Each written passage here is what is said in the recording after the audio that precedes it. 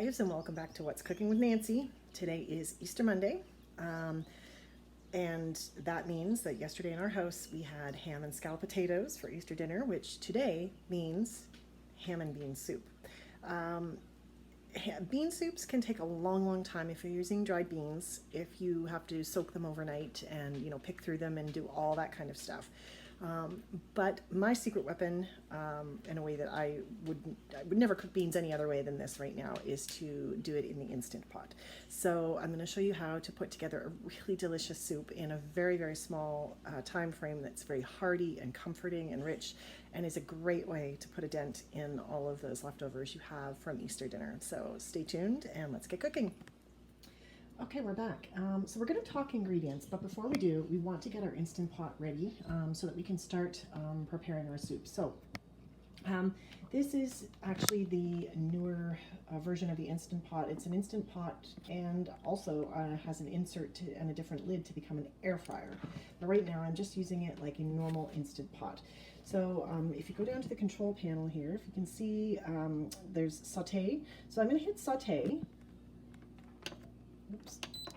And it comes up automatically at 30 minutes and high. I'm just going to hit the start button. You'll hear your pot start to beep. I've got about 2 tablespoons. You can't see it really, it's dispersed on the bottom of the pan, but I've got about 2 tablespoons of extra virgin olive oil in there. And that's going to heat, and it will, so the oil is going to heat and it will read hot on the display there when it is ready. But in the meantime, let me show you what we've got going on here. So we have got some carrots and celery, probably about 3/4 of a cup chopped of each, fresh. I've got 3 large cloves of garlic, which I have chopped, 1 pound of white kidney beans. I have 1 box of low sodium chicken stock and 4 cups of water. I have 1 large yellow onion that I've chopped. And then I have my plate full of cubed bits of pork roast that I had from last night, or ham roast, I should say. The only seasoning I'm going to add at this point is some herb de Provence. Because the little hams that you can get at the grocery store, I find they tend to run on the salty side. So you really don't want to add too much salt and then have it be unpalatable. You can always add salt at the end to your taste. Okay, so our oil is still heating here. It'll be ready momentarily, but I did want to show you, this is just one of those plastic takeaway containers that you can get at restaurants, like Swiss Chalet uses them. This one was from a restaurant downtown. I had ordered a salad in it and it came. I just washed it, cleaned it out really well. It makes a great little spot to store celery. If you buy your bunches of celery and you cut them into little stalks, like bite size or snack size stalks, and cover them with a damp paper towel and keep it in here. It keeps them fresh for a lot longer, which right now, I mean, you don't want to be making excessive trips to the grocery store, so I just thought I would share that little tip. So don't throw these away if you do have them in your cupboard, or if you get them while we're in quarantine, or anytime really. I mean, this is a good thing to use all the time. Okay. So our pot just gave me 3 beeps, and as you can see, it started counting down now, so it's ready to go. We're going to start with our onion.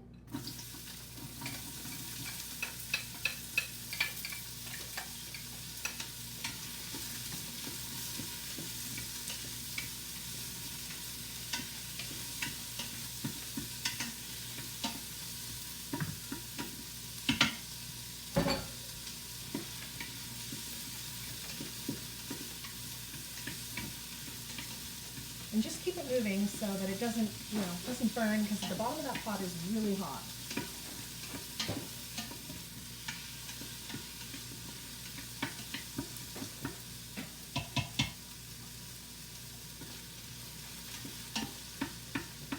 I'll add my garlic now.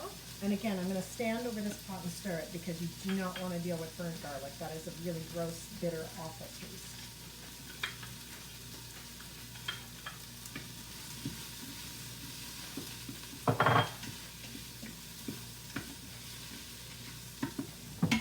And I'm going to add my carrot and my celery. I'm going to give everything a good toss, and we're just going to saute it down until the veggies are starting to soften and the onion is turning translucent.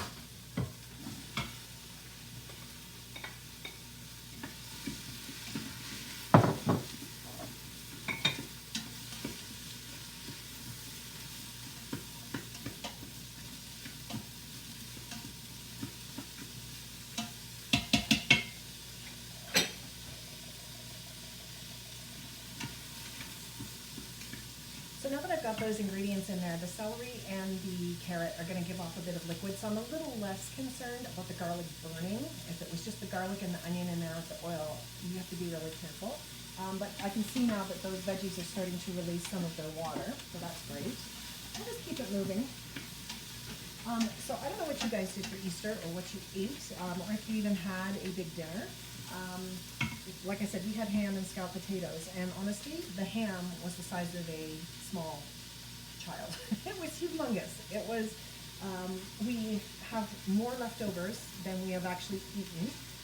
Once I put this ham into the soup, there is still going to be more than half the ham left in my fridge, which means we're going to be eating ham dishes for a long time. But some good things that you can do with leftover ham like that. Of course, a grilled ham and cheese sandwich is lovely. It's also good just reheated as it is. You know, a slice of ham and some veggies on the side or a salad on the side is nice.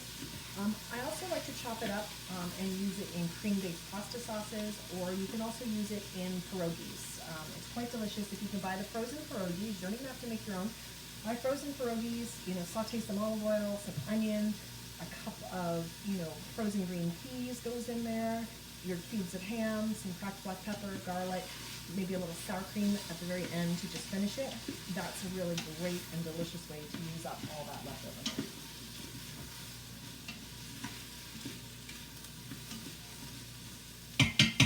All right, we're going to kind of let that do its thing until everything is softened and sauteed down nicely.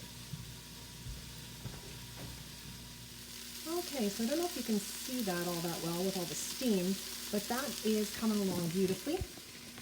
The veggies have all softened down, and now it's time for us to add our ham into the mix.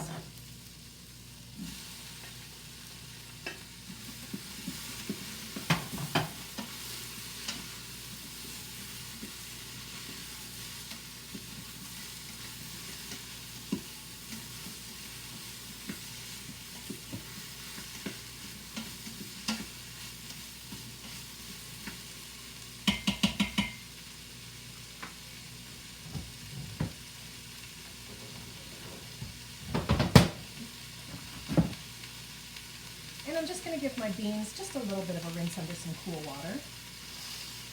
And then I'm going to toss them right in the pot with everything else.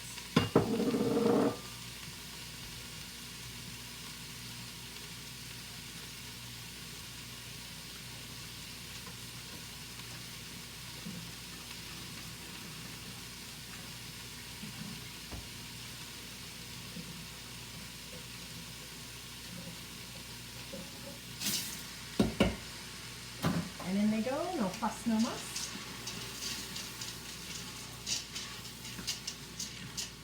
Toss everything around. And to that now, I'm going to add about 8 cups of liquid. So like I said, I'm using 1 carton of reduced sodium chicken stock. And there's, whoops, it's my cap in there.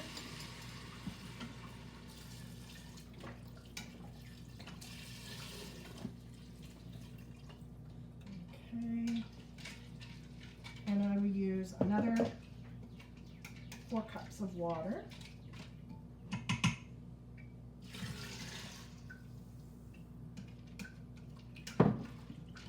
Gently give everything a toss.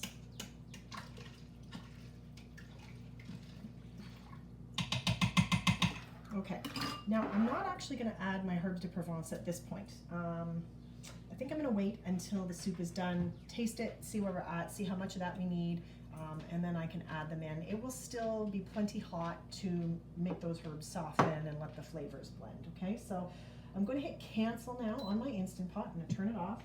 I'm going to add my lid. So you'll hear the little song when the lid is in place. With this model, you don't have to make sure that the vent is in sealing mode. one of the things with this particular model is that once you put the lid into place, it's automatically in sealing mode. So that's quite a neat, that's a feature that I really do like. So we're gonna go to pressure cook, and we're gonna use the little plus minus here, and we're going to go 35 minutes on high pressure, and we're gonna hit start. It's gonna take probably, for the volume of water and food that is in here, it's probably gonna take at least 15 minutes for this to come to pressure before that will start counting down. So walk away and leave it. Just find something else to do, fold some laundry, do something creative, go out for a walk. Okay, so it's been about 15 minutes and our pot just beeped, and the pressure knob at the back here, this little, that little silver pressure indicator has risen, so the pot is at pressure, and now it is going to start to count downward from 35 to 0.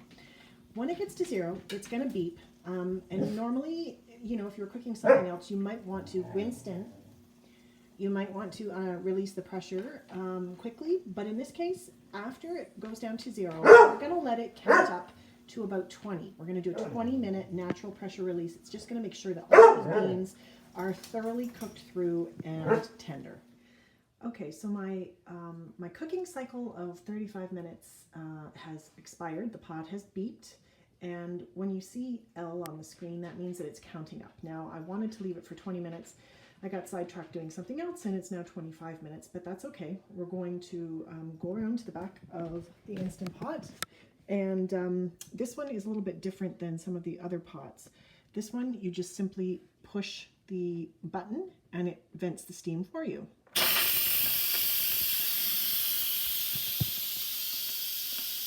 So now we're just going to let the pot depressurize, and then when the pressure has released and the pin has dropped, we will open it up and see what our soup looks like. Okay, so the lid is off our soup. The cooking cycle has finished, and as you can see, it's steaming hot. The beans are perfectly cooked. They're nice and soft and tender all the way through.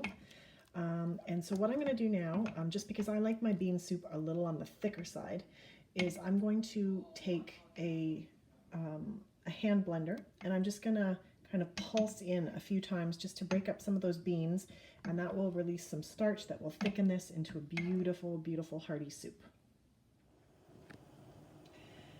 Okay, so as you can see, we've decanted our soup out into a different bowl here so you can get a better look at it. You'll see how it's thickened up quite a bit. Now, I did add about half a tablespoon of dried herb de Provence, but you can add whatever seasoning you like. If you like parsley, go for that. Salt, pepper, you know, whatever seasonings you like to taste. Anyway, this makes a really nice, really hearty soup, and a great way to use up those Easter ham leftovers. So I hope you've enjoyed cooking with me again in my kitchen, and we'll see you again real soon.